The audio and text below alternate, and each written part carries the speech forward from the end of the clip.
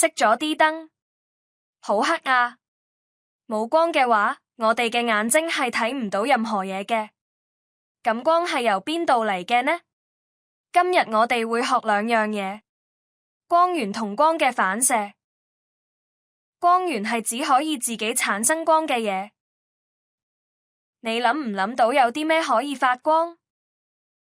冇錯，燈膽就係一種光源，佢可以將電能轉化成光。太陽都係另一種光源，佢透過核聚變產生大量光，呢啲光會穿過太空，照到地球，成為我哋口中講嘅陽光。咁月亮呢？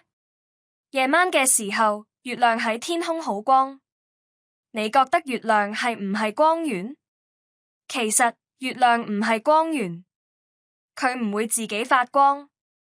我哋見到咁光嘅月亮，其實係因為太陽光照到月球表面，再反射返出嚟。呢個現象就叫做光嘅反射。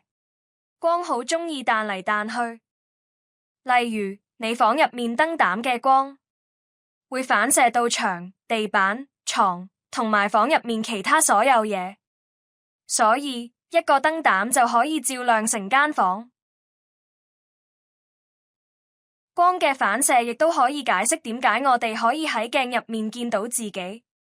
周圍嘅光會照到你塊面，然後再反射到鏡，再反射入你嘅眼睛。咁點解我哋可以喺鏡入面見到自己，但係一張紙上面就見唔到呢？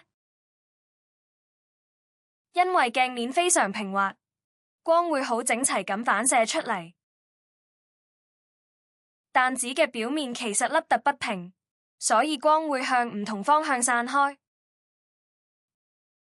水都會反射光，如果水面平滑，你會見到清晰嘅倒影；如果水面有波紋，倒影就會變得模糊。